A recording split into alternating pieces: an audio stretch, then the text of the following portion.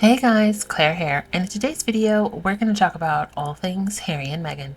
In the prior videos, which went into detail about Prince Harry and Duchess Meghan's 3-day trip to Nigeria, we talked about the proposed Invictus Center. People magazine got an exclusive into the specifics of the proposed center. The tranquil-looking facility, which is proposed to be built in Abuja, Nigeria, will provide a haven of physical and mental rehabilitation for wounded service personnel. If you'd like a little bit more insight into the content of the article, feel free to check it out on People magazine. And from the photos that have been provided, this looks incredible. Archewell's Welcome Project has given us a fun update of sorts. The Welcome Project is dedicated to creating a supportive community for women who have recently resettled from Afghanistan. In Clarkson, Georgia, the initiative collaborated with the Refugee Women's Network to foster unity and camaraderie among these women through outdoor activities. One thing that I've noticed from a lot of the work that Harry and Meghan's various foundations get involved in is the importance of building and maintaining a community, whether it be here with the Welcome Project or the Invictus Foundation with the veterans. It's all about community building. Love that. We recently found out that the Washington Post is attempting to downplay Prince Harry's allegations against their new CEO. A top Washington Post editor instructed its editors to not promote a story about the controversy involving the paper's new CEO, Will Lewis. A court in the UK ruled that Prince Harry could introduce new amendments in a lawsuit against Rupert Murdoch's News Corp over phone hacking.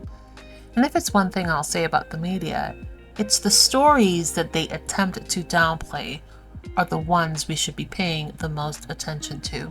Actress Holly Peete shared a photograph of her husband, and Prince Harry with the caption, "When Harry met Rodney," and Holly, "So great meeting and chatting with Prince Harry at a beautiful dinner supporting African Parks Network. Thank you to our friend Will Smith for inviting us." I'm sorry, but as a huge Will Smith fan, the idea of Prince Harry and Will Smith in a room in one photo, I need this to happen.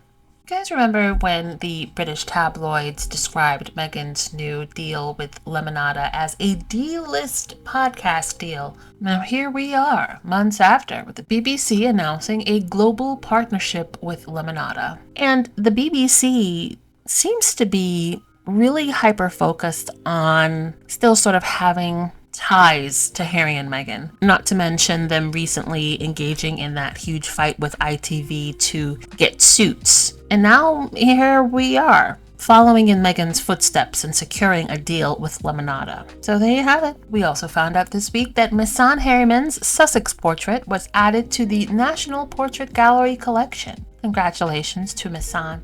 Now, the photograph in question of the Duke and Duchess of Sussex will now be a part of the permanent collection of the National Portrait Gallery. Now, Harry and Meghan's 3-day trip to Nigeria has long since concluded. Members of the palace and the press are still obsessing about it. Listen, the fact that they're still dragging this out, I can't. King Charles is allegedly angrier than ever over Meghan Markle and Prince Harry's Nigeria trip. Now, y'all need to see that this was written or published, whatever, on the 21st of this month. Now, the fact that they have not let this go. But more than that, isn't it so strange how they always use the angrier than ever? First, it was Queen Elizabeth with her name, even though 50 of her grandchildren and great-grandchildren have her name. And then it was William is angrier than he's ever been. And now it's Charles. Do you think that there's power in their anger? Because they sound like toddlers. They sound like toddlers throwing a temper tantrum over nothing. So allegedly, King Charles reportedly has a bone to pick with Harry and Meghan. And listen, I'm sure he does. Because if I was a member of the British royal family right now, I would be so embarrassed. Because how did the family scapegoat and his wife show y'all up to the extent that they have with a fraction of the money and resources you have going on? William is absolutely furious and determined to find a way to stop this happening in the future. Like, if this is true, which, I mean, I highly doubt, but like, let's say this is true. Can you imagine? Can you imagine William just like pacing back and forth? I would say pulling out his hair, but he doesn't have any. But like losing his mind, okay? Because he already lost his hair. Trying to figure out a way to stop his little brother from showing him up. Not that the family has any domain over Nigeria or where the couple travels, but Quinn said it's easy to see why the senior royals are worried. William and Charles are scratching their heads and thinking, how are we going to control this nightmare situation? William and his father, King Charles, don't like it one bit. For Charles and William, it's as if Meghan and Harry are saying, we don't need your permission to be working royals. We will do it on our own terms, whenever and wherever we like. Correct. They can do what they want, when they want, and how they want. And there's nothing that they can do about it. But I love this for them. I love this for them if it is true. Because this is showing them that their titles mean nothing. That no one's impressed by them. And people continue to ignore them in favor of the family outcast. This is why I always think it's so funny when they're like, oh, Harry and Meghan are using their titles. Nobody cares.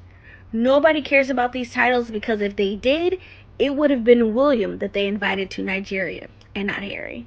Instead of worrying about what Harry and Meghan are doing, they should be focused on finding someone to host the Commonwealth Games. The 2026 Games have yet to find a city to host them. Meanwhile, the Invictus Games has countries lined up, just ready for the opportunity to host. The unbridled comments coming from the UK press concerning Nigeria continues to be a topic of debate. Which media has made them enemies. And I'm so surprised for people that you said don't add anything to the royal purse, they don't contribute anything, you're happy they left your cold and dairy island. Why are you so up in their business? Exactly. I think they're very snotty people. I said it. They're very snotty, the Brits.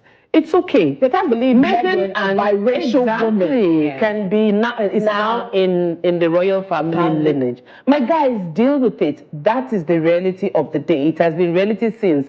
The wedding of Harry and Meghan attracted over how many billion views? I remember. My people, we are all evolving. We talk about evolution on the show as this is it. But this is where you get it wrong. We're all supposed to be evolving. They missed a very fantastic opportunity with Meghan Markle coming into the British family to show evolution, to step into the 21st century. But they cannot. That is why Harry is dying there, we're in there. Because Harry has seen that, listen, there's another way to look at this. We're expanding our horizons, and whether you like it or not, despite everything that has worked against them, they have stood together chasing the causes that they believe in. But I know that the British aristocracy is dying slowly. Yes. These are just feeble attempts to keep it alive. The world have moved on. They've evolved over time. And, you know, it's just a monument that they're servicing quietly. And now that these people are out of their aristocracy, they keep following them, they keep hounding them. And why badmouth us? And you know why badmouth us? One of the things we noticed from this visit is that because Harry and Meghan did not give the normal British media access, they were actually sending DMs. I don't know if you saw the pictures. They were sending DMs to Nigerians who actually were at the events that the prince and princess were, and they were asking for permission to use their footage and their pictures because they blacklisted. You don't want us, we don't want you. Exactly. Now, Afua was also on the show, and she made some very interesting points that I totally agree with. But I feel like it's interesting that she felt, or it seemed to me that she felt far more comfortable calling a spade and calling out her colleagues in the British press on that show in the continent of Africa, as opposed to how she interacts with these people while she's sitting right next to them in the studios of UK. Just saying, I agree with her, but girl, where is that energy when you're sitting next to these people? But there's also an element of the royal rota were not invited on this trip because it wasn't a royal tour. They're not working royals. They are members of the royal family who were private citizens going on a trip about philanthropy and actually primarily about the Invictus Games, which I think is a conversation that we should be having more than what Meghan wore and how dare they go to Nigeria. The Invictus Games is such an important part of injured veterans' lives. And Nigeria's army has 230,000 members. It's one of the biggest armies on the continent of Africa, of which you will have a huge number of wounded veterans. And so the conversation around disability and wounded veterans isn't one that we have in West Africa. It isn't one that we have often. And actually, the point of Harry and Meghan's visit was to shine a light on that, on the potential of having the Invictus Games in Nigeria in 2029. Wouldn't that be an incredible thing to do? But no, because the British press weren't invited, it's a conversation about how dare you go to such a dangerous country. And there's also an element of how dare you come back alive. Because they mentioned, without incident. Yeah, let's keep it 100. Really? How dare you go there, look relaxed, have a great time, connect with people, and not right? And I think that the sad thing about it is, if not that you mentioned the Invictus game, to be honest, a lot of people's minds were taken away from the actual reason they came. Not many people would have understood this. So what do you guys think? Do you agree with her points? Personally, I do. I commend her for having the guts to say that out loud. Sort of reminds me of Robert Jobson. I feel like when he's interacting with members of the British press, he is just absolute nightmare. Whenever he's on American media, he is far more subdued and a little bit less biased. That's why I feel like Harry is not going to bring Meghan and those children over there anytime soon. And why, well, we've heard this week in some of the articles that Charles offered Harry the opportunity to stay at one of the royal residences, but not with security or something of the sort. My goodness. The more I learn of that family, of that institution, of the press, rotten. That's one word I would use to describe it all. When you understand the royal family, at least what was depicted in that movie, The Crown, you see that once you are ostracized, everybody's supposed to abandon you. Nobody should talk to you, but they've forgotten that this is 2024, and these people came with a human face. I think the British, royals need to take a cue to understand that the world is changing. They've had this issue over and over from time immemorial, where one member of the family, usually the second son, would go for somebody else, and then they ostracize the people, and they've had that over and over. When are they going to stop it? It's a new era. We are in a new era now. Now, for the Okpokuzos that were on television, the broadcasters like us that cannot do research, they know nothing about any other country apart from their own. This is a new age. We cannot keep excusing your bad behavior. You people need to research other countries. Come out of your own cocoon. Don't just stay there and feel your country is the all and all, and then you pick up a topic and then you criticize what you know nothing about. But that's the reoccurring theme with a lot of these royal commentators. Empty vessels spewing a constant stream of misinformation. So I think the coverage from GB News, etc., has done the royal family and the British establishment far more harm than good. In the year of 2024, where you're having lots of Commonwealth nations engaged in conversations and actions to remove themselves from the crown of the Commonwealth, particularly those with predominantly black and brown people. Commentary like this and the certain elements of silence from the palace, and even the stories that are given from these unnamed palace sources, does the crown more harm than good. Prince Philip was right. The most ardent supporters of the royal family, members of the royal family, their staff, their supporters in the press, are their worst enemy. Their reactionary commentary and desire to attack anyone and anything that has any connection to Harry and Meghan will be their own undoing. Oh well. Today, the Duke and Duchess of Sussex, Harry and Meghan, are celebrating 6 years of wedded bliss. 6 years ago today, we watched as a Black American actress married the second son of Princess Diana. It was a joyous occasion. She looked stunning. The dresses were unreal. The flowers were crazy good. But because I'm petty, I'm going to take this opportunity to check in on some people who had a lot to say about this marriage. I'm going to start off with Graydon Carter, who said that the marriage wasn't going to last decades and that we should discuss their marriage in terms of years. Granted, they're still 4 years off a decade here, but they have successfully gotten over the middle point. So what do we do now? And just in case you were wondering who this person is, this is him. This is the man who fixed his mouth to say that about someone else's marriage. I'm just gonna leave it at that. Next up is all the people that were like, this is such a shock marriage, it's out of the blue, it's never going to last. 6 years in. Still going strong. I swear the decoration hadn't even been taken down yet before all the divorce rumors started spreading. They're getting divorced, they'll never last, they're getting divorced, their marriage is on the rocks. 6 years today. Whoever this expert is, are you okay? It won't last, it moved too fast. It's been 6 years, beloved. Are you all right? Hey, Lady Victoria Hervey. Hey, you did say back in 2021 that their marriage wouldn't last because they had rushed into it. Do you have any updated comments on that now that they're celebrating 6 years together? Nope. Like, at what point do royalists and people who hate Meghan just hang it up? Do you know what I mean? Like, at every turn, they've been wrong about this couple. They've been wrong about her. They will continue to thrive. Imagine just days after a successful trip to Nigeria that really showed the seedy, racist underbelly of the British media and the British royalists, if we're being for real. They turn around and celebrate 6 years together.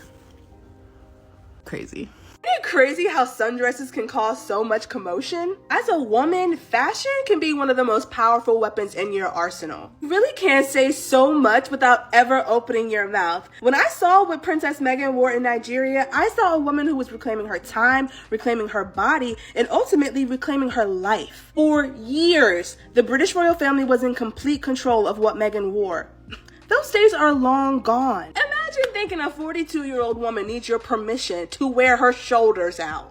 What kind of society are we living in? I just will never understand the perverted desire to control Meghan, or Harry for that matter. They don't belong to you. American women are free women, okay? There is no king over us. We don't bow. Meghan looks stunning and most of all, appropriate. It was nearly 100 degrees in Nigeria. She didn't invent halter necklines, nor is she the first woman to ever wear a sundress. And the fact that there are still adults losing their minds a week later over the outfits of a woman that's supposedly irrelevant and no one cares about, no one likes, really shows you the true power of Meghan's magnetism. For almost 10 years now, the British royal family, British press, British public has been as hateful as humanly possible to Meghan. They have thrown every speck of dirt they could find on her name. Yet, they're still all tuned in. Meanwhile, Meghan's still standing on business, still serving others, still slaying the fashion game with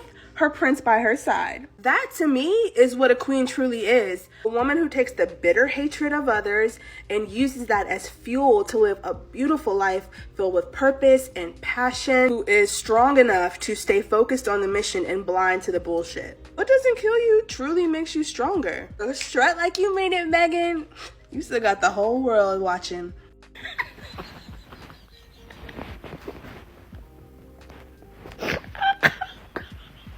Bro, we got people like David Beckham. Even William and his ball patch got a third.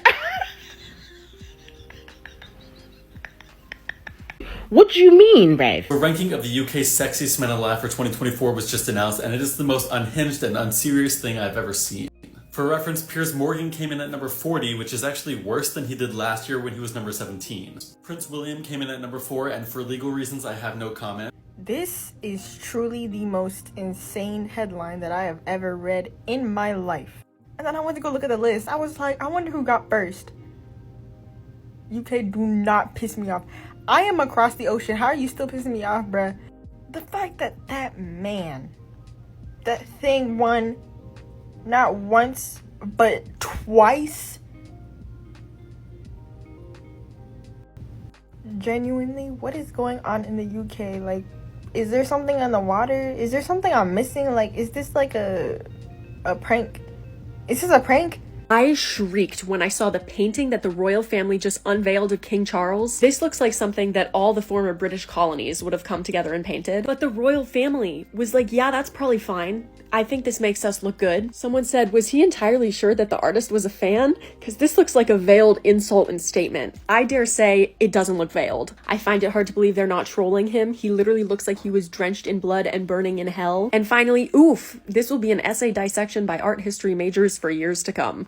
It's creepy, but you know what I find creepier than even this portrait? Is that a lot of them are so far removed from reality that they do not care how accurate this is. They have no care at all for people. These types of men have no business in our power structure anymore. What's this horror they've released to the public domain? Haven't we suffered enough? God, I hope they don't try and put one of these in every public building. It's getting quite a lot of criticism. Some have suggested that he looks like he's in hell. I think he looks like he's just emerged from a vat of chopped tomatoes. Apparently the artist aimed to create something modern. Oh yeah, a modern painting of an archaic institution. How ironic. And also said that the king was very good at sitting. Well, he would be, wouldn't he? The butterfly's a reference to the king's interest in the environment. Yeah, because nothing screams environmentally friendly like an 8 by 6 foot oil painting. He's so concerned about the environment that he regularly travels from Buckingham Palace to Norfolk and back by helicopter. I wonder if he still finds fox hunting romantic. Let me know what you think of it. Personally, I'm never going to be able to enjoy a pasta and arrabbiata sauce ever again.